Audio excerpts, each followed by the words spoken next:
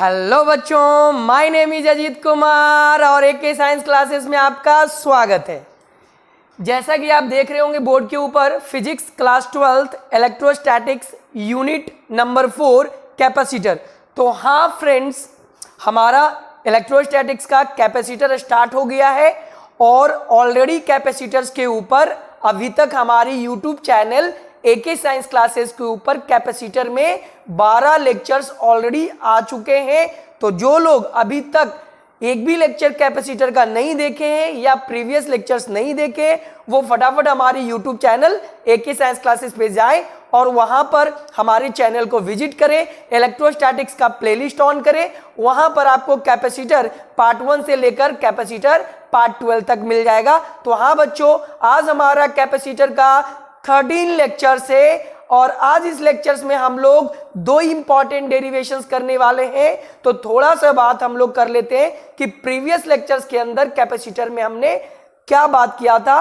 तो capacitor part 12 हमारा previous lectures था, उसके अंदर हमने ढेर सारा न्यूमेरिकल किया था, अलग अलग कैटेगरी का न्यूमेरिकल किया था, अलग अलग एडवांस लेवल का न्यूमेरिकल किया था।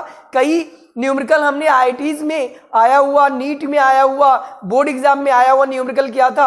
और वो न्यूमेरिकल किन से रिलेटेड था? तो वो न्यूमेरिकल था इक्विवेलेंट कैपेसिटेंस से रिलेटेड न्यूमेरिकल हमारा था। वो न्यूमेरिकल हमारा पूरा खत्म हो गया। जितना भी टाइप हो सकता था हमने पॉसिबल सभी टाइप का आपको न्यूमेरिकल करवा दिया। अब आई होप आपको इक्विवेलेंट कैपेसिटेंस का न्यूमेरिकल समझ में आ गया होगा। बाकी आप अपने अपने बुक से करें। ओके बच्चों, तो आज के इस लेक्चर्स में हम लोग 2 इंपॉर्टेंट डेरिवेशंस कैलकुलेट करने वाले हैं और वो दोनों इंपॉर्टेंट डेरिवेशंस हम लोग अभी 1 बाय 1 देखेंगे। ओके बच्चों, चलो तो फटाफट आप अपने कॉपी खोल लें और वहां पर हेडिंग डाल लें physics class 12th electrostatics unit 4 capacitor. Okay बच्चों, then pause the video and noted down. Okay बच्चों, आई होप आपने हेडिंग डाल लिया होगा। चलो आज हम लोग क्या स्टडी करने वाले हैं। तो जैसा कि अभी हमने जस्ट बोला कि इस लेक्चर्स के अंदर हम लोग 2 इंपॉर्टेंट डेरिवेशंस कैलकुलेट करेंगे। अब पहला डेरिवेशंस हम लोग क्या कैलकुलेट करेंगे उसकी बात हम कर लेते हैं, उसके बाद हेडिंग डालेंगे और आगे कंटिन्यू करेंगे। देखो, हमने पैरेलल प्लेट कैपेसिटर्स पढ़ लिया, उसके पहले हमने स्फेरिकल कैपेसिटर पढ़ लिया।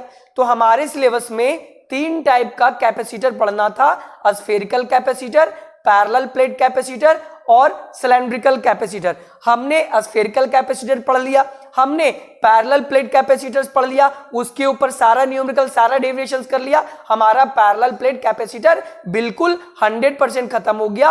ओके बच्चों, अब हमारा एक लास्ट कैपेसिटर बचा हुआ है सिलेंड्रिकल कैपेसिटर। तो आज हम सिलेंड्रिकल कैपेसिटर स्टार्ट करेंगे, उनका कैपेसिटेंस का डेरिवेशंस फाइंड आउट करेंगे, उसका फॉर्मूला निकालना सीखेंगे। ओके बच्चों, पर वो हमारा सेकंड डेरिवेशन होगा। आज के इस लेक्चर्स में फर्स्ट डेरिवेशंस हम लोग स्फेरिकल कैपेसिटर्स के ऊपर करेंगे। सर फिर से स्फेरिकल कैपेसिटर? स्फेरिकल कैपेसिटर्स तो खत्म हुए कई दिन हो गए, हम तो पैरेलल प्लेट कैपेसिटर्स खत्म कर चुके। स्फेरिकल कैपेसिटर्स पे तो कई दिन पहले ही आपने बात कर लिया था। हाँ, हमने बात किया था स्फेरिकल कैपेसिटर्स के ऊपर, हमने सारा बात कर लिया था स्फेरिकल कैपेसिटर्स के ऊपर। पर याद होगा हमने स्फेरिकल कैपेसिटर्स का 2 ड्रॉबैक बताया था। वही 2 ड्रॉबैक के कारण हमारा स्फेरिकल कैपेसिटर को रिजेक्ट कर दिया गया था, ये याद होगा। और हमारा नया कैपेसिटर्स हमारे फिजिक्स में आया, हमारे साइंटिस्टों ने नया कैपेसिटर्स को खोजा, नए कैपेसिटर्स को बनाया, क्योंकि स्फेरिकल कैपेसिटर्स के अंदर 2 ड्रॉबैक आ जाने से स्फेरिकल कैपेसिटर को रिजेक्ट कर दिया गया था। क्या याद है आपको वो दोनों ड्रॉबैक? चलो याद दिलाते हैं। स्फेरिकल कैपेसिटर का पहला ड्रॉबैक क्या था कि बड़े से बड़े रेडियस का, बड़े से बड़े साइज के स्फेरिकल कैपेसिटर का कैपेसिटेंस बहुत थोड़ा आ रहा था, बहुत थोड़ा आ रहा था। तो एक ड्रॉबैक उसके अंदर ये था कि बहुत बड़े बड़े साइज के स्फेरिकल कैपेसिटर्स में कैपेसिटेंस उसका बहुत कम, ना के बराबर हो रहा था। ये पहला ड्रॉबैक था। दूसरा ड्रॉबैक, जब स्फेरिकल कैपेसिटर अपने अंदर एनर्जी स्टोर कर रहा था तो वो एनर्जी बॉन्डेड फॉर्म में नहीं था, वो एनर्जी बिखरे हुए फॉर्म में था। आर डिस्टेंस से इनफिनाइट डिस्टेंस पर उनका एनर्जी जो उसने स्टोर किया, स्फेरिकल कैपेसिटर एनर्जी तो स्टोर किया, पर उसने जो एनर्जी स्टोर किया वो एनर्जी बॉन्डेड फॉर्म में स्टोर नहीं किया, वो एनर्जी डिस्ट्रीब्यूटेड फॉर्म में स्टोर किया। आर डिस्टेंस से लेकर इनफिनाइट डिस्टेंस तक डिस्ट्रीब्यूटेड बिखरे हुए फॉर्म में एनर्जी को स्टोर किया, वो उसका दूसरा ड्रॉबैक था। ओके बच्चों, इन्हीं दो ड्रॉबैक को दूर करके हमारा पैरेलल प्लेट कैपेसिटर्स को बनाया गया, और पैरेलल प्लेट कैपेसिटर्स में दोनों प्लेट्स, पॉजिटिव प्लेट्स और निगेटिव प्लेट्स के बीच ही हमारा एनर्जी स्टोर होता है, ना पॉजिटिव प्लेट के लेफ्ट साइड ना निगेटिव प्लेट के राइट साइड। तो पैरेलल प्लेट्स के अंदर स्फेरिकल कैपेसिटर के दोनों ड्रॉबैक को क्या कर लिया गया था बच्चों, तो दोनों ड्रॉबैक को दूर करके नया कैपेसिटर पैरेलल कैपेसिटर्स बनाया गया था। अब जब पैरेलल कैपेसिटर्स मार्केट में आ गया, साइंटिस्टों ने पैरेलल कैपेसिटर्स को बना लिया, वही फंडा, वही कॉन्सेप्ट स्फेरिकल कैपेसिटर्स के ऊपर भी लगाया, और स्फेरिकल कैपेसिटर्स के अंदर वो दोनों ड्रॉबैक को दूर करके नया स्फेरिकल कैपेसिटर्स बनाया गया, जिसके अंदर वो दोनों ड्रॉबैक जो पहले स्फेरिकल कैपेसिटर्स के अंदर प्रेजेंट था, वो दोनों ड्रॉबैक दूर हो गया। किसका कॉन्सेप्ट यूज करके, किसका प्रिंसिपल यूज करके, स्फेरिकल कैपेसिटर्स को मॉडिफाइड करके नया स्फेरिकल कैपेसिटर बनाया गया। तो पैरेलल प्लेट कैपेसिटर्स के प्रिंसिपल को यूज करके स्फेरिकल कैपेसिटर्स को मॉडिफाइड करके नया स्फेरिकल कैपेसिटर्स बनाया गया, और उस नए स्फेरिकल कैपेसिटर्स के अंदर दोनों ड्रॉबैक दूर हो गया था। तो आज हम वही देखेंगे, और सेकंड डेरिवेशंस हम लोग सिलेंड्रिकल कैपेसिटर्स के ऊपर आएंगे। तो कैसे किया गया, कैसे स्फेरिकल कैपेसिटर्स को मॉडिफाइड किया गया। देखो, पैरेलल प्लेट कैपेसिटर्स में क्या था, दो प्लेट था, वही प्रिंसिपल अपना करके, अच्छा एक प्लेट पर पॉजिटिव चार्ज, दूसरे प्लेट पर निगेटिव चार्ज। दूसरे प्लेट पर निगेटिव चार्ज कैसे आया था, तो पहले प्लेट पर हमने पॉजिटिव चार्ज दिया, इंडक्शन के थ्रू हमारा दूसरे प्लेट के अंदर वाले सरफेस पे निगेटिव चार्ज और बाहर वाले सरफेस पे पॉजिटिव चार्ज आ गया था।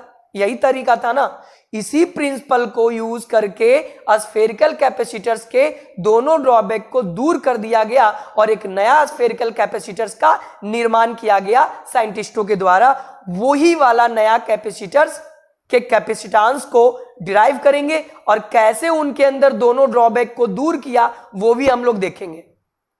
तो कैसे मॉडिफाइड किया उसका बात हम 30 सेकंड में करके खत्म करते हैं, उसके बाद हेडिंग हम लोग बोर्ड के ऊपर लिखेंगे।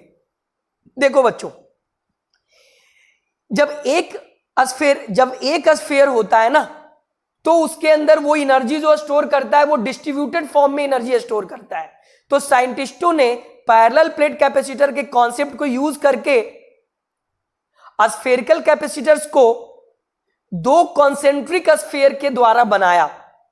फिर से सुनना, सिंगल स्फीयर के द्वारा स्फेरिकल कैपेसिटर्स के अंदर दोनों ड्रॉबैक होते हैं, पर पैरेलल प्लेट कैपेसिटर्स के प्रिंसिपल को अप्लाई किया गया स्फेरिकल कैपेसिटर्स के अंदर, और वहां पर हम दो कॉन्सेंट्रिक स्फीयर लेकर के स्फेरिकल कैपेसिटर्स बनाते हैं। जब दो कॉन्सेंट्रिक यानी दो संकेंद्री गोला लेकर जब हम स्फेरिकल कैपेसिटर्स का निर्माण करते हैं, तो उसके अंदर दोनों ड्रॉबैक दूर हो जाता है। एक तो साइज वाला लफड़ा दूर हो जाता है, और दूसरा लफड़ा हमारा, दूसरा ड्रॉबैक हमारा, जो सिंगल स्फेरिकल कैपेसिटर्स के अंदर जो उसने एनर्जी स्टोर किया था, वो एनर्जी स्टोर उसने डिस्ट्रीब्यूटेड फॉर्म में किया था, वो वाला ड्रॉबैक भी यहां पर दूर हो जाता है। ओके बच्चों, तो स्फेरिकल कैपेसिटर्स को कैसे मॉडिफाइड किया गया, तो स्फेरिकल कैपेसिटर्स को कॉन्सेंट्रिक स्फेरिकल कैपेसिटर्स में कन्वर्ट करके स्फेरिकल कैपेसिटर्स को बनाया गया, और उस स्फेरिकल कैपेसिटर्स के अंदर दोनों ड्रॉबैक हमारा दूर हो गया। तो आओ हम लोग हेडिंग डालेंगे। क्या हेडिंग डालेंगे बच्चों, तो हेडिंग डालेंगे हम लोग कैपेसिटेंस ऑफ कॉन्सेंट्रिक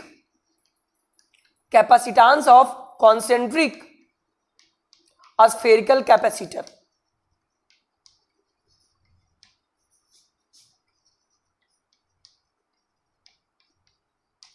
ओके बच्चों, तो ये हमारा फर्स्ट डेरिवेशन आज का होगा, ये हमारा फर्स्ट डेरिवेशन आज का होगा।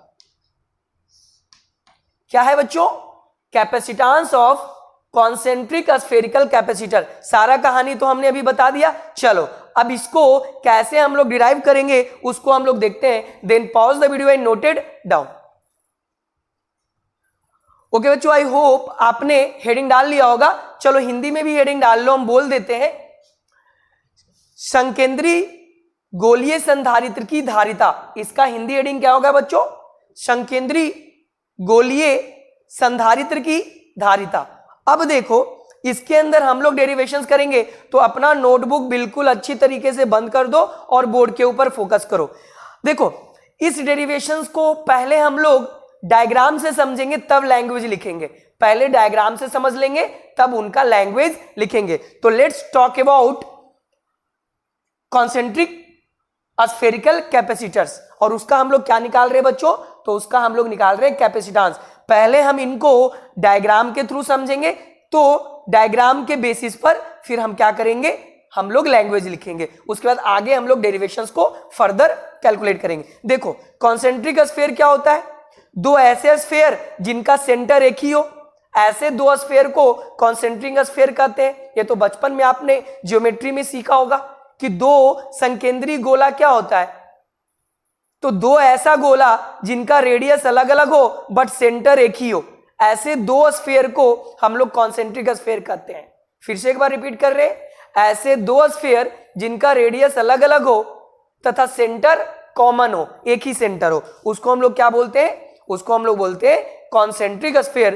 तो हम लोग कॉन्सेंट्रिक स्फीयर्स कंसीडर करेंगे। ओके बच्चों, तो चलो हम लोग कॉन्सेंट्रिक स्फीयर्स बना रहे हैं। ओके चलो,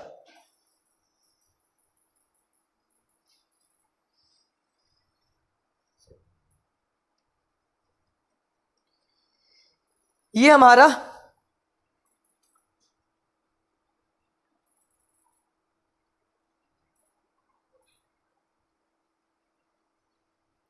this is a concentric spheres. बच्चों देखो ये हमारा येलो वाला हमारा फर्स्ट स्फीयर हो गया, इसका नाम हम ए दे देते हैं। और ये बाहर वाला बड़ा वाला जो है ये हमारा सेकेंड स्फीयर, जिसका हम लोग नाम दे देते हैं बी।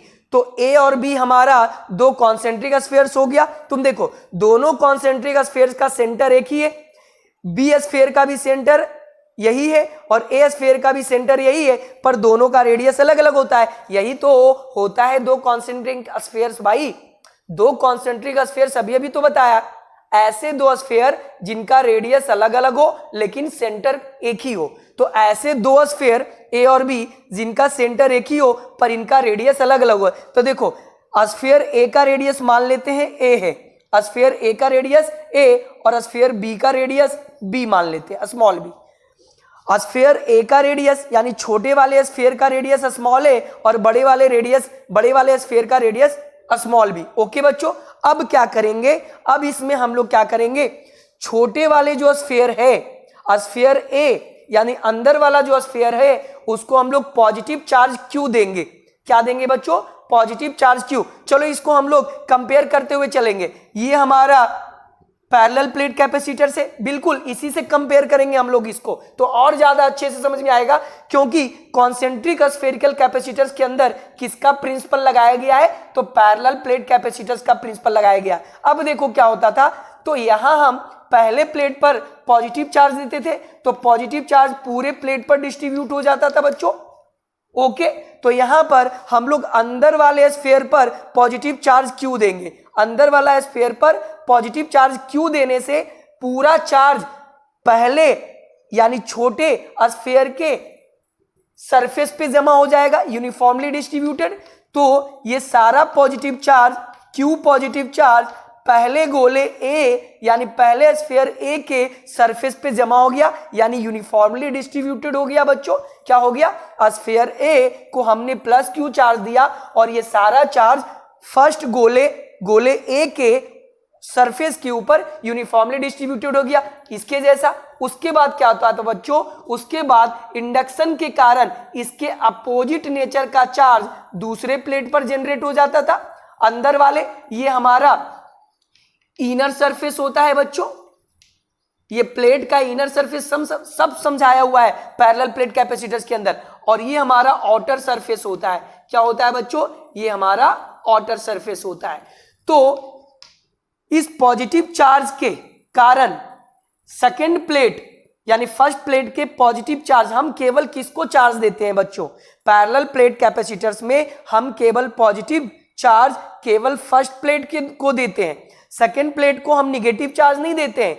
इसके पॉजिटिव चार्ज के कारण ही इंडक्शन के कारण इलेक्ट्रिकल इंडक्शन के कारण, इनको डिटेल में इलेक्ट्रिक करंट में पढ़ेंगे, तो इलेक्ट्रिकल इंडक्शन के कारण सेकेंड प्लेट के अंदर वाले सरफेस पे इसके अपोजिट नेचर का चार्ज डेवलप हो जाता है और इसके बाहर वाले सरफेस पे इसके अपोजिट नेचर का चार्ज डेवलप हो जाता है, इसके अपोजिट नेचर का चार्ज डेवलप हो जाता है। वही चीज यहां है, जब हमने छोटे वाले स्फीयर ए को हमने पॉजिटिव चार्ज दिया तो ये पूरा पॉजिटिव चार्ज फर्स्ट स्फीयर ए के सरफेस पे यूनिफॉर्मली डिस्ट्रीब्यूटेड हो गया। अब इसके कारण क्या होगा, जो हमारा स्फीयर बी है, जो बाहरी स्फीयर है, जो आउटर स्फीयर है, आउटर स्फीयर का देखो ये आउटर स्फीयर है, आउटर स्फीयर का ये अंदर वाला सरफेस हो गया, ये अंदर वाला सरफेस हो गया और ये बाहर वाला सरफेस हो गया। जैसे ये सेकंड प्लेट का ये वाला अंदर वाला सरफेस हो गया और ये वाला बाहर वाला सरफेस हो गया, ठीक उसी प्रकार से जो हमारा सेकंड स्फीयर है, बड़ा वाला स्फीयर बी है,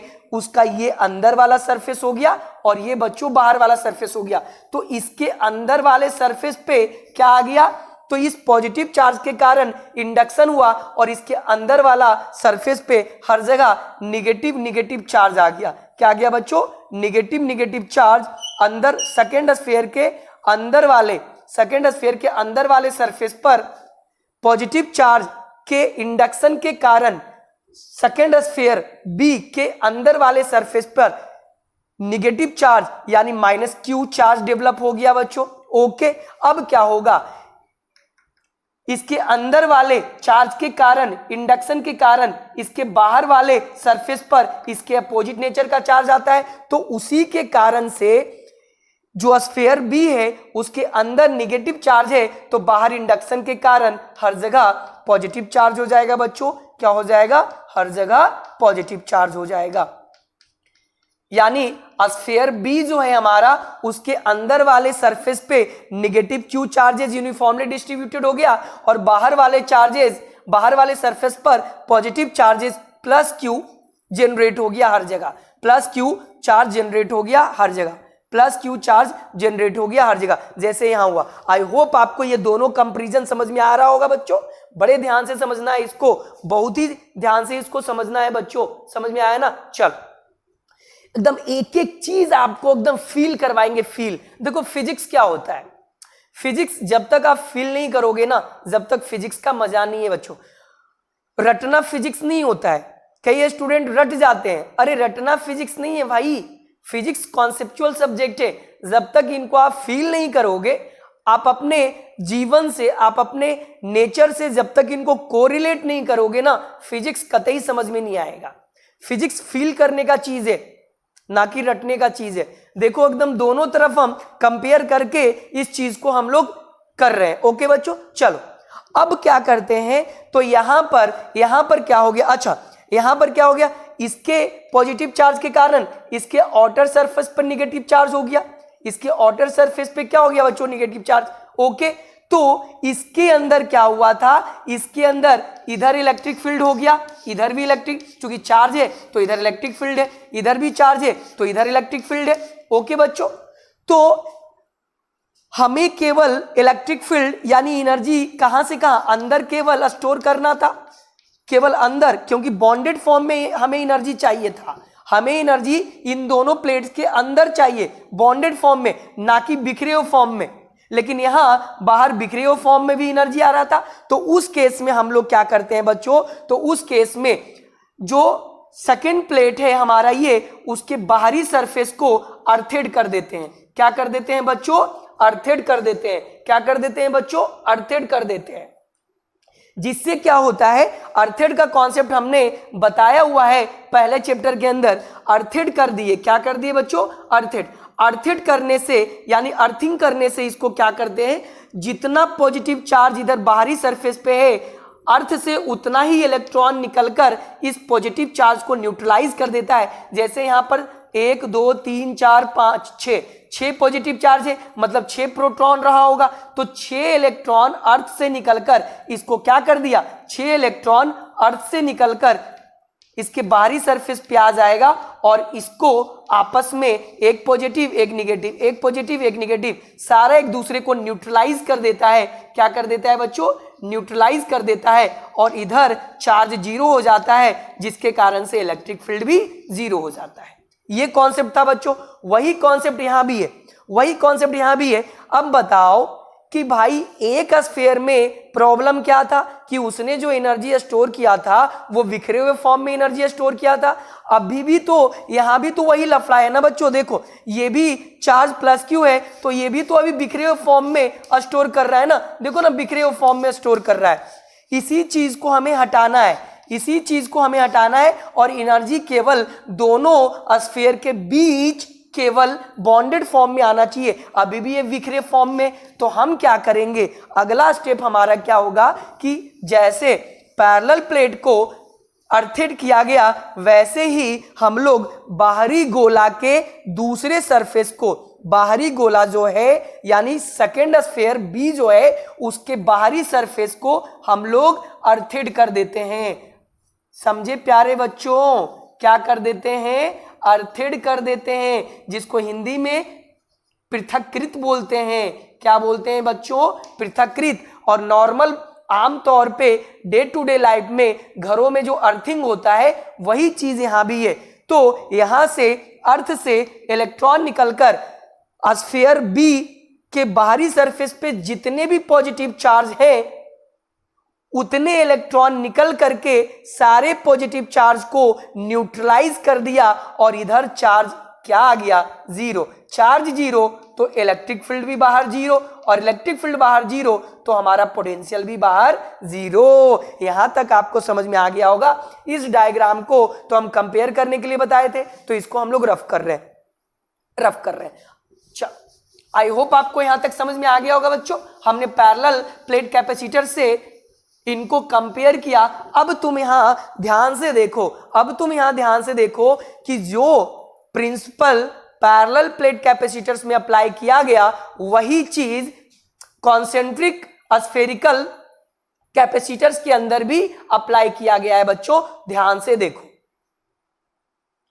समझ में आया? ध्यान से 10 सेकेंड रुकते हैं और ध्यान से देखो, उसके बाद हम लोग आगे देखेंगे। ध्यान से देखो, ध्यान से, कोई हड़बड़ाहट नहीं है बच्चों, ध्यान से देखो, एकदम कोई दिक्कत नहीं। 5 मिनट ज्यादा लंबा वीडियो बनेगा, उससे क्या फर्क, कॉन्सेप्ट सीखना है, फील करना है, फील। ओके, चल सोच लिए। पैरेलल प्लेट कैपेसिटर्स का सारा कॉन्सेप्ट इसके अंदर हमने इन्वॉल्व कर दिया। आगे बढ़े आगे, चलो। तो हुआ क्या, हमने अर्थेड क्यों किया? सवाल ये उठता है कि हमने अर्थेड क्यों किया, बताओ। हमने अर्थेड इसलिए किया कि बाहरी स्फीयर के बाहरी सरफेस पे जो चार्ज आया था उस चार्ज के कारण जो इलेक्ट्रिकल एनर्जी जो इसने स्टोर किया था वो फिर से बिखरे हुए फॉर्म में स्टोर किया था। उसी चीज को दूर करने के लिए, ताकि ये बिखरे हुए फॉर्म में एनर्जी को स्टोर ना करे, हम उसको चुपचाप क्या कर दिए, अर्थेड कर दिए जमीन से, अर्थ से। और अर्थेड का कॉन्सेप्ट क्या होता है ये हम दोबारा बता देते हैं। फर्स्ट चैप्टर इलेक्ट्रोस्टैटिक्स के अंदर भी बताए थे कि अर्थेड करने का मतलब है अर्थ से इलेक्ट्रॉन निकलना, और जिस सरफेस को अर्थेड करते हैं उसके पॉजिटिव चार्ज को अर्थ से उतना इलेक्ट्रॉन निकलकर उसके पॉजिटिव सरफेस को न्यूट्रलाइज कर देता है। तो जो स्फीयर बी था उसके बाहरी सरफेस हमारा कैसा था, अंदर वाला सरफेस निगेटिवली चार्ज है। अंदर वाले सरफेस को हमने अर्थेड नहीं किया है, हमने अर्थेड किया है बाहरी सरफेस को। और बाहर वाला सरफेस क्या है, तो बाहर वाला सरफेस हमारा पॉजिटिवली चार्ज है। तो जितना पॉजिटिव चार्ज स्फीयर बी के बाहरी सरफेस के ऊपर है उतने ही अर्थ से इलेक्ट्रॉन बाहर निकलेगा और उसके सरफेस पे आएगा और यहां एक्यूमुलेट हो जाएगा। इसके साथ देखो, इसके साथ हर पॉजिटिव चार्ज के साथ एक नेगेटिव चार्ज यानी एक इलेक्ट्रॉन कंबाइंड हो जाएगा। हर पॉजिटिव चार्ज के साथ एक इलेक्ट्रॉन कंबाइंड हो जाएगा, एक इलेक्ट्रॉन कंबाइंड हो जाएगा, एक इलेक्ट्रॉन कंबाइंड हो जाएगा और सबको न्यूट्रल कर देगा। तो स्फीयर बी के बाहरी सरफेस पे चार्ज ही नहीं बचेगा, तो बाहरी सरफेस पे चार्ज जीरो, तो इलेक्ट्रिक फील्ड भी जीरो और पोटेंशियल भी जीरो। अरे भाई, जब चार्ज ही नहीं होगा तो इलेक्ट्रिक फील्ड भी नहीं होंगे, और इलेक्ट्रिक फील्ड भी नहीं होंगे तो पोटेंशियल भी नहीं होंगे, क्योंकि इलेक्ट्रिक फील्ड और पोटेंशियल कब डेवलप होता है? जब चार्ज होता है। जब चार्ज ही नहीं होगा तो ना तो इलेक्ट्रिक पोटेंशियल डेवलप होंगे और ना ही इलेक्ट्रिक फील्ड डेवलप होंगे। आई होप आपको ये कॉन्सेप्ट समझ में आ गया होगा। ओके बच्चों, तो अच्छे से डायग्राम को पहले वीडियो पॉज करके आप लोग नोट कर लो, उसके बाद हम लोग इसका लैंग्वेज देखेंगे। ओके बच्चों, then pause the video and noted down. Okay चलो, अब देखो थोड़ा सा और एक्सप्लेन कर रहे हैं हम लोग, थोड़ा सा और एक्सप्लेन कर रहे हैं इस डायग्राम को, हम लोग थोड़ा और एक्सप्लेन कर रहे हैं बच्चों।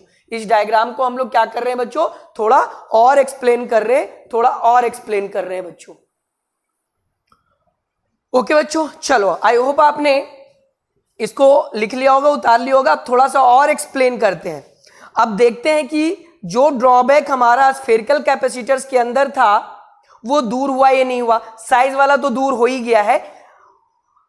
जो वहां पर स्फेरिकल कैपेसिटर में सेकंड ड्रॉबैक था, वो सेकंड ड्रॉबैक क्या था कि स्फेरिकल कैपेसिटर जो एनर्जी स्टोर करता है अपने अंदर, वो बिखरे हुए फॉर्म में स्टोर करता है बच्चों। किस फॉर्म में? बिखरे हुए फॉर्म में स्टोर करता है, बिखरे हुए फॉर्म में। वो चीज यहां पर देखो खत्म हो गया। इधर कोई चार्ज ही नहीं है, इधर कोई चार्ज ही नहीं है तो कोई इलेक्ट्रिक फील्ड ही नहीं है, कोई पोटेंशियल ही नहीं है, यानी इसने बिखरे हुए फॉर्म में एनर्जी स्टोर नहीं किया। अब तुम ये एक बात बताओ कि पहले स्फीयर पे आओ, स्फीयर ए, स्फीयर ए के सरफेस पे चार्ज है, स्फीयर ए के अंदर कोई चार्ज नहीं है बच्चों। देख लो, स्फीयर ए के सरफेस पे चार्ज है, क्योंकि हम जानते हैं, हमने सीखा है गॉस थ्योरम वाले चैप्टर में, फर्स्ट चैप्टर में, कि जब हम किसी स्फीयर के ऊपर चार्ज देते हैं तो वो चार्ज उसके सरफेस पे जमा हो जाता है, ना कि उसके अंदर जाता है। तो ये चार्ज सरफेस के, ये चार्ज स्फीयर के सरफेस पे, अंदर कोई चार्ज नहीं है। तो देखो, इस स्फीयर के अंदर भी कोई चार्ज नहीं है, इस स्फीयर के अंदर भी कोई चार्ज नहीं है, यानी अंदर भी कोई इसने इलेक्ट्रिकल एनर्जी स्टोर नहीं किया। अब देखो, इस स्फीयर के बाहर चार्ज है, यानी चार्ज यहां पर है, और इस स्फीयर के अंदर चार्ज है। तुम देख सकते हो चार्ज केवल कितने रीजन में है, तो यहां तुम देख सकते हो चार्ज केवल इतने रीजन में है बच्चों, इतने रीजन में चार्ज है। कितने रीजन में है बच्चों चार्ज? तो इतने रीजन में चार्ज है। देख लो, इतने ही रीजन में चार्ज हैं। तो इतने ही रीजन में चार्ज है बच्चों, तो इतने ही रीजन में इलेक्ट्रिक फील्ड भी जनरेट हो रहा होगा, इतने ही रीजन में इलेक्ट्रिक फील्ड भी जनरेट हो रहा होगा। क्या हो रहा होगा बच्चों? इतने ही रीजन में इलेक्ट्रिक फील्ड भी जनरेट हो रहा होगा। देख लो, देख लो, कमाल की बात देखो बच्चों, कमाल की बात देखो, देख लो। यानी इलेक्ट्रिक फील्ड मात्र इतने ही अंदर में है, यानी कहां से कहां? तो दोनों स्फीयर के बीच में इलेक्ट्रिक फील्ड केवल कहां से कहां है? दोनों स्फीयर के बीच में, यानी ये गैप में, बस। ना इसके अंदर ना इसके बाहर, ना इसके अंदर कोई चार्ज है तो अंदर कोई चार्ज नहीं है तो इलेक्ट्रिक फील्ड भी जीरो, और बाहर कोई चार्ज नहीं है तो इलेक्ट्रिक फील्ड भी जीरो भाई। तो जो चार्ज है वो केवल दोनों स्फीयर के बच्चों, दोनों स्फीयर के बीच के गैप में है, यानी charge present in between the gap of both the spherical capacitors, यानी जो भी चार्ज प्रेजेंट है वो दोनों स्फीयर के बीच के गैप में है। तो बताओ इलेक्ट्रिक फील्ड भी किधर से किधर होगा? तो देखो, ये सरफेस पे पॉजिटिव चार्ज, देखो देखो ना, स्फीयर ए के सरफेस पे पॉजिटिव चार्ज, देखो स्फीयर ए के सरफेस पे पॉजिटिव चार्ज बच्चों है ना, और स्फीयर बी के सरफेस पे, स्फीयर बी के अंदर वाले सरफेस पे निगेटिव चार्ज बनाए थे ना बच्चों। अब बताओ कि इलेक्ट्रिक फील्ड का डायरेक्शन किधर से किधर होता है, पॉजिटिव चार्ज से निगेटिव चार्ज की ओर होता है। तो देखो पॉजिटिव चार्ज से निगेटिव चार्ज की ओर इलेक्ट्रिक फील्ड का डायरेक्शन है, पॉजिटिव चार्ज से निगेटिव चार्ज की ओर इलेक्ट्रिक फील्ड का डायरेक्शन है, पॉजिटिव से निगेटिव, पॉजिटिव से निगेटिव। यानी इस बार इलेक्ट्रिक फील्ड का डायरेक्शन, यानी इस बार इलेक्ट्रिक फील्ड केवल इन दोनों कैपेसिटर्स के बीच में, जैसे पैरेलल प्लेट के बीच हुआ था, देख लो। यानी इलेक्ट्रिक फील्ड केवल इनके बीच ही तो था, यानी एनर्जी केवल स्टोर हुआ इन दोनों प्लेट्स के बीच। यहां भी वही कॉन्सेप्ट अप्लाई करके जो स्फेरिकल कैपेसिटर्स में जो एनर्जी बिखरे हुए फॉर्म में आर से इंफिनिटी डिस्टेंस में जो एनर्जी स्टोर हो रहा था, वो सिमट कर कॉन्सेंट्रिक स्फेरिकल कैपेसिटर्स के अंदर यहां तक आ गया। यहां तक जो पहले इंफिनिटी तक था वो सिकुड़ करके इन दोनों के बीच आ गया, तब इसके अंदर वो वाला ड्रॉबैक खत्म हो गया और ये हमारा बिल्कुल परफेक्ट स्फेरिकल कैपेसिटर का निर्माण हो गया। तो परफेक्ट स्फेरिकल कैपेसिटर का निर्माण दो कॉन्सेंट्रिक स्फेयर से होता है, ना कि एक स्फेयर से होता है। ओके बच्चों, आई होप आपको इतने देर में ये सारा कुछ समझ में आ गया होगा। और इसको हमने कंपेयर करके किसके साथ दिखा दिया, तो इसको हमने कंपेयर करके किसके साथ दिखाया बच्चों, तो इसको हमने कंपेयर करके बताओ किसके साथ दिखाया, पैरेलल प्लेट कैपेसिटर के साथ कंपेयर करके दिखाया। ओके चलो इसको रफ कर देते हैं। चलो अब हम लोग लैंग्वेज लिख लेते हैं। ओके बच्चों, चलो तो जो यहां पर की है वो लैंग्वेज लिख लेंगे। चलो क्या लैंग्वेज लिखेंगे, let us consider two concentric sphere of centre O, मान लेते हैं centre of centre O, and let us consider A and B कर देते हैं। let us consider A and B are two concentric sphere of center O and radius is A small a and a small b respectively। Okay बच्चों, full stop. let plus q charge given on the surface of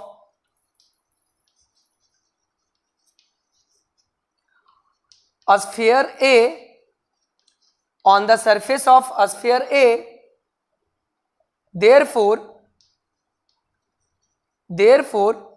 due to induction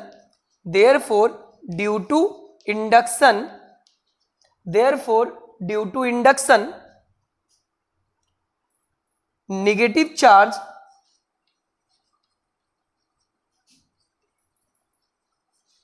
minus q of same magnitude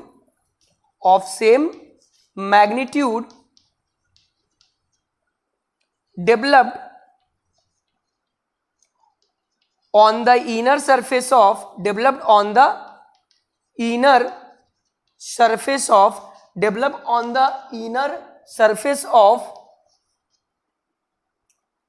a sphere B, developed in the inner surface of a sphere B।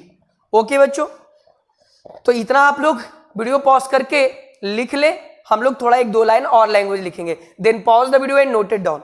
Okay बच्चों, चलो इसको rough कर रहे हैं, आप लोग video pause करके लिख लेना। चलो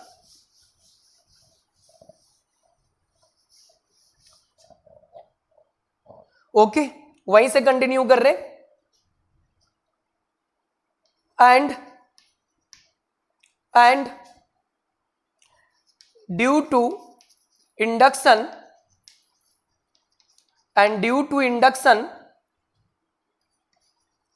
there is also positive q charge developed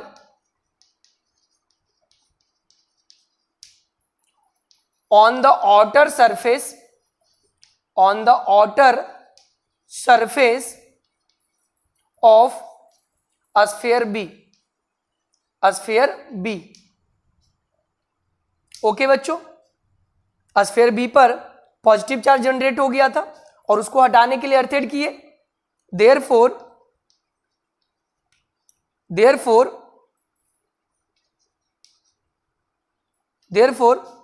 we earthed the sphere B for neutralize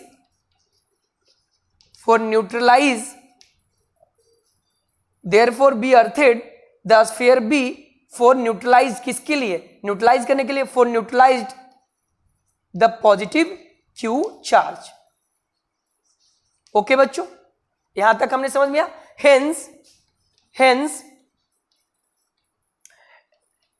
electric field exists only in the gap between two spheres A and B। इन दोनों के गैप के बीच ही तो केवल इलेक्ट्रिक फील्ड हमारा क्या हुआ, बना। तो इन दोनों के बीच ही हमारा इलेक्ट्रिकल एनर्जी स्टोर होगा, इन दोनों के बीच में ही हमारा इलेक्ट्रिकल एनर्जी यानी इलेक्ट्रिक एनर्जी क्या होगा, इज स्टोर्ड। ओके बच्चों, hence electric field exist only in the gap between two spheres A and B in the bonded form, bonded form में एनर्जी स्टोर हुआ ना, और अनबॉन्डेड फॉर्म में spherical capacitors के अंदर एनर्जी स्टोर हो रहा था। उसके अंदर हमने कॉन्सेंट्रिक स्फेयर का प्रिंसिपल लगा करके यानी पैरेलल प्लेट कैपेसिटर्स का प्रिंसिपल लगा करके उनके अनबॉन्डेड एनर्जी को हमने बॉन्डेड कर दिया, इतना रीजन में। ओके बच्चों, आई होप आपको समझ में आ गया होगा। तो दोनों ड्रॉबैक कॉन्सेंट्रिक स्फेरिकल कैपेसिटर्स के अंदर दूर हो गया। इतना हम लोग लैंग्वेज में लिखेंगे। अब इसी लैंग्वेज को हम लोग हिंदी में भी लिख लेते हैं फटाफट बच्चों, then pause the video and note it down. चल ओके,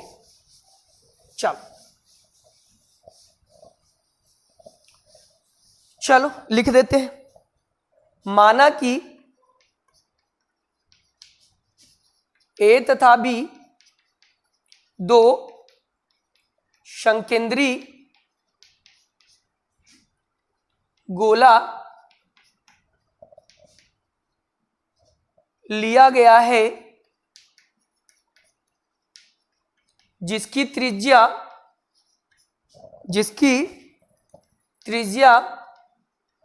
क्रमशः स्मॉल ए तथा स्मॉल बी है, जिसकी त्रिज्या क्रमशः स्मॉल ए तथा स्मॉल बी है। गोले माना कि गोले ए के बाहरी सरफेस पर यानी बाहरी पृष्ठ पर प्लस क्यू चार्ज यानी आवेश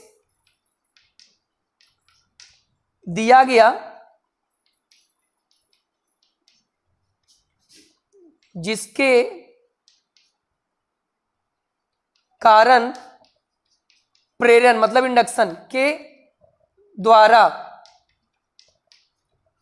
दूसरे गोले बी के अंदर वाले पृष्ठ पर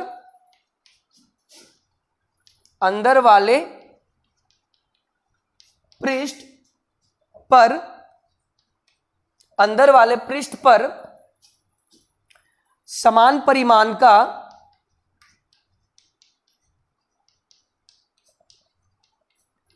ऋणात्मक आवेश माइनस क्यू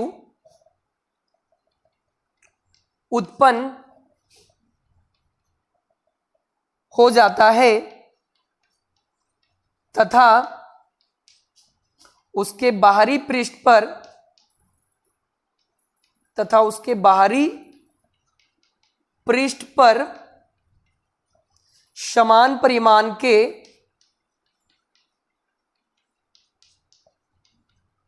प्लस क्यू आवेश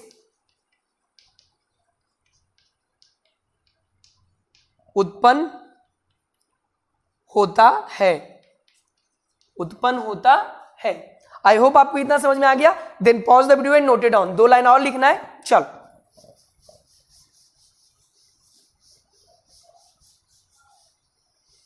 ओके बच्चों, चलो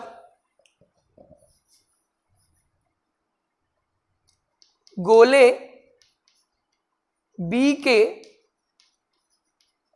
बाहरी पृष्ठ पर उपस्थित प्लस क्यू आवेश को उदासीन करने के लिए, क्या करने के लिए बच्चों? उदासीन करने के लिए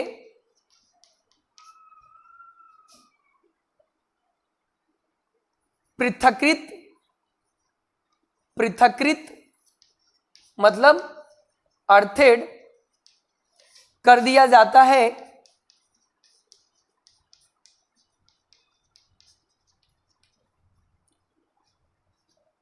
ओके। अतः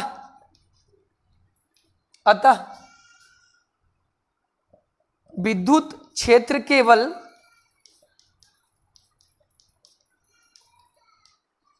दोनों संकेंद्री गोले या गोलों के बीच ही उत्पन्न होता है। आई होप आपको ये समझ में आ गया। हमने पूरा लैंग्वेज हिंदी में भी लिख दिया। Then pause the video and note it down. चलो, तो ये तो हमने डायग्राम से एक्सप्लेन किया, फिर उसको लैंग्वेज में एक्सप्लेन किया। अब हम लोग आगे डेरिवेशंस करेंगे। ओके बच्चों, चलो यहां तक बात समझ में आया? यहां तक हमने सारा कुछ कर लिया। अब हम लोग क्या करेंगे बच्चों? तो हम लोग आगे डेरिवेशंस को करेंगे। क्या करेंगे बच्चों? आगे हम लोग डेरिवेशंस को करेंगे। चलो तो स्टार्ट करते हैं डेरिवेशंस। हमें क्या निकालना होता है? हमें कैपेसिटेंस निकालना होता है। तो हम लोग कैपेसिटेंस निकालेंगे। क्या निकालेंगे बच्चों? हम लोग कैपेसिटेंस निकालेंगे। ओके चलो कैपेसिटेंस निकाल रहे। तो यहां हम क्या लिखेंगे? Capacitance of concentric spherical capacitor, capital C बराबर क्या होता है? जनरल कैपेसिटेंस का फॉर्मूला क्या होता है? Q बटा पोटेंशियल डिफरेंस। अरे होता है ना, C बराबर Q बटा डेल्टा V, पोटेंशियल डिफरेंस। अब यहां देखो, इसको हम लोग इक्वेशन फर्स्ट मानेंगे। क्या मानेंगे? Equation first. ओके, अब इसको हम लोग ऐसे भी लिख सकते हैं डेल्टा V, इसको C बराबर Q बटा डेल्टा V। अरे होता है ना, कैपेसिटर के कैपेसिटेंस का फॉर्मूला डिराइव किए थे ना, Q बटा डेल्टा V, याद करो। ये ना तो Q पर डिपेंड करता है, ना ही पोटेंशियल डिफरेंस पर डिपेंड करता है। ये सब हम बता चुके हैं, भूल तो नहीं गए यार? रिवाइज करो, ये सब चीजें भूलोगे प्रॉब्लम हो जाएगा। चल, तो ये हमारा कैपेसिटेंस का फॉर्मूला आ गया, Q बटा डेल्टा V, जहां Q हमारा टोटल चार्ज हो गया, ओके, और डेल्टा V हमारा पोटेंशियल डिफरेंस हो गया। ओके बच्चों, तो यहां पर इसको इक्वेशन ये नहीं मानेंगे यहां पर, तो क्या हो जाएगा देखना, Q बटा पोटेंशियल डिफरेंस, डेल्टा V क्या है? Potential difference. तो किसके किसके कारण से पोटेंशियल डिफरेंस होगा? स्फीयर A और स्फीयर B के अंदर वाले चार्ज के कारण से। यही दोनों स्फीयर के बीच का पोटेंशियल डिफरेंस निकलेगा ना, यानी हम बोल सकते हैं VA माइनस VB। अब इसको इक्वेशन फर्स्ट मानेंगे। क्या मानेंगे बच्चों? Equation first. VA क्या है? Where VA potential at sphere A, और VB क्या है? Potential at sphere B. अब एक बात बताओ कि पोटेंशियल भी बी यानी स्फीयर बी पर पोटेंशियल तो जीरो होगा ना भाई, स्फीयर बी पर तो कोई चार्ज ही नहीं है ना बाहर, यही चीज तो दिखाए। स्फीयर बी पर कोई चार्ज नहीं है, क्यू भी कर देते हैं, स्फीयर बी पर कोई चार्ज नहीं है, ओके, तो स्फीयर बी का कोई इलेक्ट्रिक फील्ड नहीं होगा, तो कोई पोटेंशियल भी नहीं होगा, तो वी तो ऑलवेज जीरो होगा ना, क्योंकि यही पॉजिटिव चार्ज को तो हमने अर्थेट करके न्यूट्रलाइज किया है। तो हमारा स्फीयर बी के ऊपर कोई चार्ज नहीं है, स्फीयर बी के अंदर वाले चार्ज है, और ये चार्ज हम स्फीयर के ऊपर की बात कर रहे हैं। ये जो चार्ज है ये स्फीयर के ऊपर की बात है, बी स्फीयर के ऊपर का चार्ज न्यूट्रलाइज हो जाने के कारण से charge zero, electric field zero, तो पोटेंशियल भी जीरो, तो potential at sphere B zero, यानी potential at sphere B zero लेंगे। क्या लेंगे बच्चों? जीरो। तो यहां पर जब जीरो रखेंगे तो क्या हो जाएगा? अच्छा वी तो मिल गया, वी हमारा जीरो हो गया। अब वी क्या होगा? तो potential at sphere A, potential at sphere A. Okay बच्चों, then pause the video and note it down. चलो यहां तक आप लोग नोट कर लो। चलो ओके, चलो अब हम लोग क्या, वी हमें मालूम चल गया ना, वी हमें मालूम चल गया, V potential at sphere B zero हो गया, तो वी की जगह जीरो रख देंगे। कैसे? अरे स्फीयर बी का चार्ज तो न्यूट्रलाइज हो गया, जितना पॉजिटिव चार्ज था उतना इलेक्ट्रॉन निकल करके अर्थ से उसको न्यूट्रलाइज कर दिया। ओके, तो चार्ज स्फीयर बी पर जीरो, जब चार्ज ही स्फीयर बी पर जीरो होगा तो ना इलेक्ट्रिक फील्ड होंगे ना पोटेंशियल होंगे, तो बी पर पोटेंशियल जीरो, तो स्फीयर बी पर पोटेंशियल जीरो, यानी वी बराबर जीरो।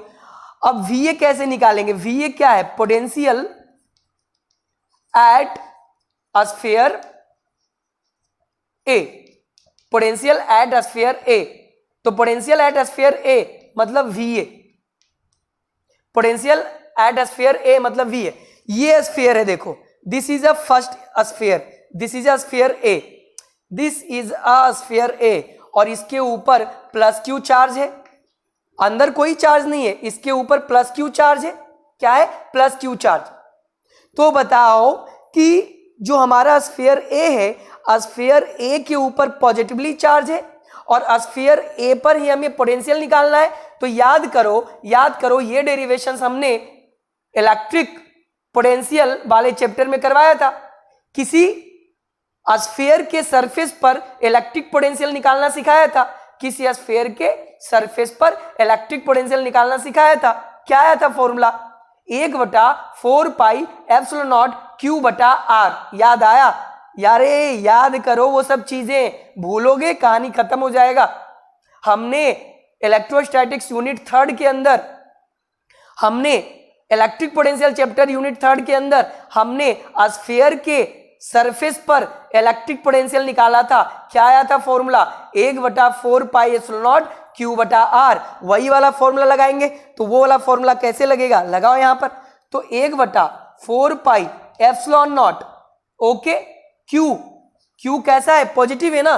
देखो पोटेंशियल निकालते वक्त चार्ज को साइन के साथ रखते हैं, ये भी बताया था कि अगर चार्ज पॉजिटिव में हो तो पोटेंशियल निकालते समय चार्ज को पॉजिटिव में रखेंगे, और अगर चार्ज नेगेटिव में हो तो पोटेंशियल निकालते वक्त चार्ज को नेगेटिव में रखेंगे। तो चार्ज इसके ऊपर कैसा है बच्चों? तो चार्ज इसके ऊपर पॉजिटिव में है, तो हमारा प्लस क्यू आ गया, डिवाइडेड बाई आर, आर के जगह ये रेडियस ही तो होगा, और यही डिस्टेंस सेंटर से सरफेस का डिस्टेंस ही तो आर होता था, तो सेंटर से सरफेस का डिस्टेंस आर के जगह स्मॉल ए हो जाएगा, तो यहां क्यू बटा स्मॉल ए। क्या होगा बच्चों? क्यू बटा स्मॉल ए। तो क्या ये वी निकल गया? नहीं, अभी तो केवल पॉजिटिव चार्ज क्यू के लिए निकला है। अरे सेकेंड स्फीयर के अंदर वाले सरफेस पर, सेकेंड स्फीयर के अंदर वाले सरफेस पर निगेटिव चार्ज है, तो ये निगेटिव चार्ज के कारण भी हमारा ए पर पोटेंशियल आएगा। ये जो अभी ए पर पोटेंशियल वी निकाले हैं वो उसी के खुद के चार्ज, खुद के पॉजिटिव चार्ज के कारण से निकला है। 1/4 पाई एप्सिलॉन नॉट क्यू बटा ए, रेडियस यहां से यहां, तो यहां से यहां रेडियस ए, ये तो इसके खुद के पॉजिटिव चार्ज के कारण। इसके बावजूद यहां पर यानी सेकेंड स्फीयर बी के अंदर वाले सरफेस पर नेगेटिव चार्ज माइनस क्यू भी तो है, तो इसके कारण भी तो इस पर कुछ ना कुछ पोटेंशियल होगा, यानी स्फीयर बी के अंदर वाले सरफेस के नेगेटिव चार्ज के कारण स्फीयर ए पर कुछ ना कुछ तो पोटेंशियल होगा। तो ये सर कौन सा पोटेंशियल निकाले हो? अरे ये जो पोटेंशियल निकला है वो स्फीयर ए के खुद के चार्ज के कारण निकला है। अब स्फीयर ए पर पोटेंशियल निकालेंगे स्फीयर बी के अंदर वाले नेगेटिव चार्ज के कारण से, तो उसको ऐड कर देंगे, टोटल ऐड हो जाता है, रिजल्टेंट क्या हो जाएगा? क्योंकि ये स्केलर क्वांटिटी है तो दोनों के कारण पोटेंशियल को डायरेक्ट जोड़ेंगे, वेक्टर क्वांटिटी नहीं है भैया, थर्ड यूनिट में पढ़ाए हैं, स्केलर क्वांटिटी है। तो पॉजिटिव चार्ज के कारण स्फीयर ए पर electric potential 1/4 pi epsilon Q बटा ए, तो अब निगेटिव चार्ज के कारण से स्फीयर ए पर इलेक्ट्रिक पोटेंशियल क्या हो जाएगा? तो 1/4 पाई एप्सिलॉन नॉट, यहां निगेटिव चार्ज होगा तो निगेटिव चार्ज रखेंगे, डिवाइडेड बाय आर क्या होगा? तो यहां से यहां तक का डिस्टेंस बताओ, यहां से यहां तक का डिस्टेंस स्फीयर बी का रेडियस ही तो है और स्फीयर बी का रेडियस बी है, यानी यहां पर क्या हो जाएगा? बी। तो इसको वी ए बराबर क्या मिल गया? तो 1/4 पाई एप्सिलॉन नॉट क्यू बटा A plus plus into minus minus 1/4 pi epsilon naught Q बटा बी। अरे प्लस माइनस माइनस, ये चीज समझ में आया? यहां से वी ए मिल गया, हमें क्या मिल गया बच्चों? V A. अब हम वी वी 0 रखेंगे और वी ए इतना रखेंगे। ओके बच्चों, इक्वेशन फर्स्ट में, then pause the video and note it down. चल देखो, तो यहां पर from equation first capacitance C बराबर क्यू बटा भी ए क्या निकला? 1/4 पाई एप्सिलॉन नॉट क्यू बटा A minus 1/4 pi epsilon naught Q बटा बी। ओके, और माइनस वी तो 0 हो गया। वी कैसे 0 हुआ बच्चों? ये हम कम से कम शुरुआत से 20 बार बता चुके होंगे कि हमने स्फीयर बी के बाहरी सरफेस को अर्थेड कर दिया।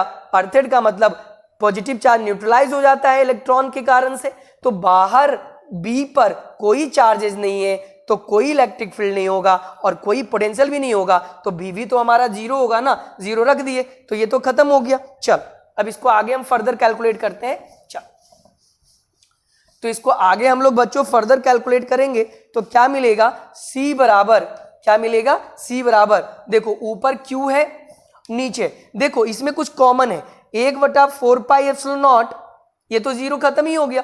1/4 पाई, चलो इसको लिख देते हैं। देखो 1/4 पाई एप्सिलॉन नॉट बटा क्यू, यहां तक कॉमन है ना, ये कॉमन है बच्चों, देखो ये कॉमन है इतना, इसमें भी है इसमें भी है, ये तो खत्म ही हो गया। चलो तो उतना कॉमन ले लें, तो चलो लेते हैं 1/4 pi epsilon not into Q, ये कॉमन ले लिए बच्चों। क्या बचा? तो यहां बचा 1/a माइनस यहां बचा 1/b, 0 तो खत्म ही हो गया। देखो क्यू से क्यू उड़ गया बच्चों, क्या उड़ गया? क्यू से क्यू उड़ गया,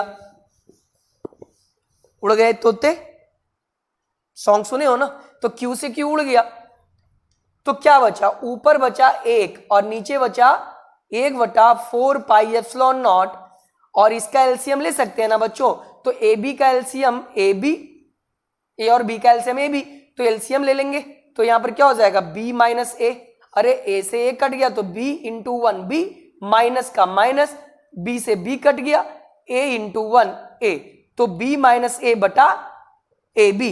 अब देखो ये पूरा जो है बच्चों ये ऊपर जंप कर जाएगा, तो पूरा जो है बच्चों वो ऊपर जंप कर जाएगा, यानी 4 पाई एप्सिलॉन नॉट ये इंटू ए बी, ये पूरा ऊपर चल गया और नीचे क्या बचा? B minus A. This is the final derivations, this is the final derivations. I hope आपको ये समझ में आ गया होगा।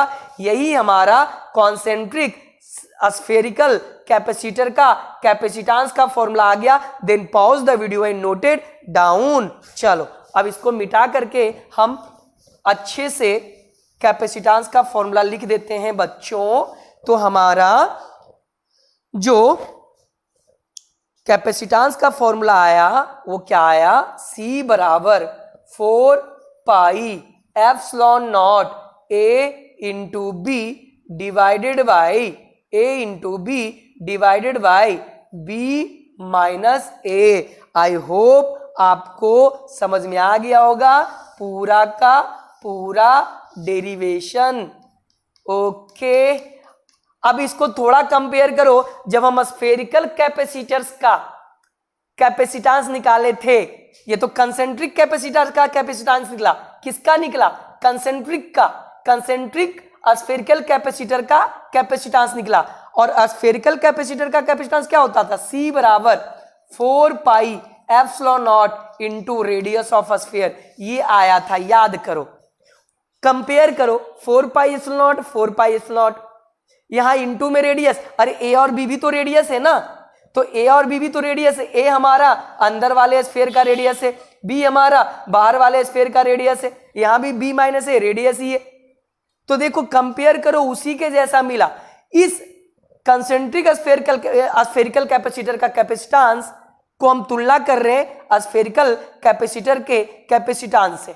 देखो बच्चों, देखो तो यहां पर तुम क्या पाओगे, यहां पर तुम क्या पाओगे, जितना बड़ा रेडियस होगा तब जाकर बहुत थोड़ा कैपेसिटेंस बढ़ रहा था, बहुत बड़ा रेडियस होने पर बहुत कम कैपेसिटेंस बढ़ रहा था। पर यहां जब हम रेडियस को बढ़ाएंगे तो जितना ज्यादा रेडियस बढ़ाएंगे उतना ज्यादा कैपेसिटेंस बढ़ेगा, क्योंकि ये रेसिप्रोकल में है। क्या है बच्चों? ये रेसिप्रोकल में है, तो ये जितना ज्यादा इसको बढ़ाएंगे ये घटेगा। अरे बी माइनस ए जितना बढ़ेगा ये उतना घटेगा, और बी माइनस ए जितना घटेगा उतना बढ़ेगा। देख लो, तो यहां उल्टा हो गया, कम रेडियस होगा तो ज्यादा कैपेसिटेंस होगा, और यहां ज्यादा रेडियस था तो ज्यादा कैपेसिटेंस था, और बहुत ज्यादा रेडियस के कारण बहुत कम कैपेसिटेंस आ रहा था। ओके बच्चों, पर यहां थोड़ा रेडियस के कारण से भी कैपेसिटेंस बहुत ज्यादा आता है कॉन्सेंट्रिक स्फेरिकल कैपेसिटर के अंदर। तो पहला ड्रॉबैक साइज वाला भी लफड़ा खत्म हो गया, यानी छोटे से छोटे कॉन्सेंट्रिक स्फेरिकल कैपेसिटर्स के अंदर बहुत ज्यादा कैपेसिटेंस होगा, तो पहला ड्रॉबैक भी खत्म। दूसरा, जो स्फेरिकल कैपेसिटर के अंदर जो एनर्जी बिखरे हुए फॉर्म में स्टोर हो रहा था वो कॉन्सेंट्रिक स्फेरिकल कैपेसिटर के अंदर इतने रीजन में सिमट गया, इतने रीजन में, यानी ये बॉन्डेड फॉर्म में आ गया। किस फॉर्म में? Electric energy is stored in bonded form. किस फॉर्म में बच्चों? बॉन्डेड फॉर्म में। आई होप आपको ये पूरा डेरिवेशन समझ में आ गया होगा अच्छे से। Then pause the video and noted down, then pause the video and noted down. Okay बच्चों, तो हमारा पहला डेरिवेशन कंप्लीट हो गया।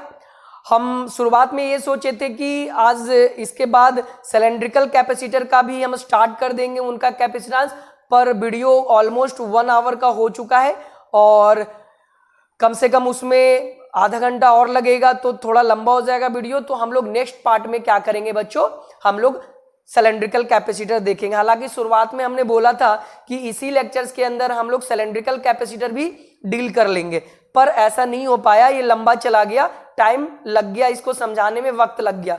क्योंकि ऐसे मजा नहीं आएगा, हम ऊपर से अगर पढ़ा के निकाल देते तो फिर फील नहीं होता, मजा नहीं होता। कोई बात नहीं, हम लोग सिलेंड्रिकल कैपेसिटर्स के ऊपर अगले पार्ट में लेकर आएंगे। तो ये पार्ट में आज इतना ही बच्चों। ओके बच्चों, then pause the video and noted down. Thank you.